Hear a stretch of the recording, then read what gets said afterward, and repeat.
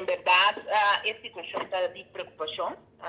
Mi mira que esta cifra no está subiendo de una forma bastante drástica.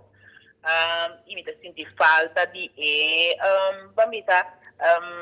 posición de gobierno para lo que se trata de cifra aqui. Me escrevi literalmente em post como me senti que o governo a bailar a nós. Tem fim de ano aqui, assim nós com nós mesmos atender com tanta pandemia e outro problema não que o nosso país está enfrentar.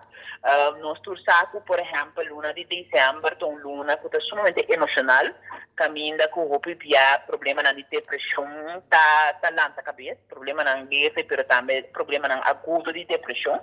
E me está apontando mesmo na ministra de essa etapa, assim, tem tempo aqui, que já acaba a temporada, que estou emocional para o gente, põe COVID acerca. E tudo é bambisa sintoma ng rondona de COVID esta, que tem que tomar distância social, que não pode cerca de família, não tem restrição de aglomeração, tipo de coisa assim, tá ele muito mais, bambisa período que nós se põe atenção na saúde mental. Esse mês, nós venimos a está papiando, liderando nosso povo durante a temporada difícil aqui.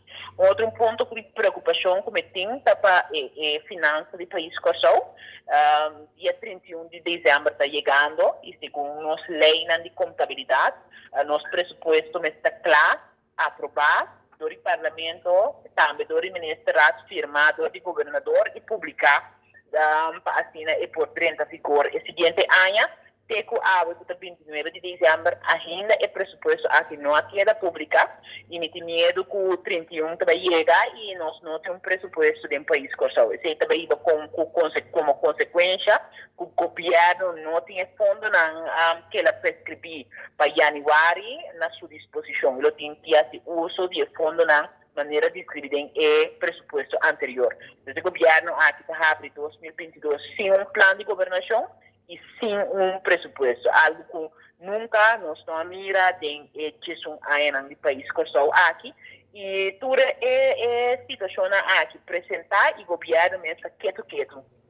Alguns de nós até arriba vacante durante a pandemia aqui, outro não está de fiesta, ponendo portretos over na cena de Páscoa, então nossa comunidade tem preocupação com assassinato, tiramento, rincamento, rogamento, tipo de coisa, acidente à ordem do dia e nós não temos nenhum ministro que está ali para over nenhum de tópico aqui.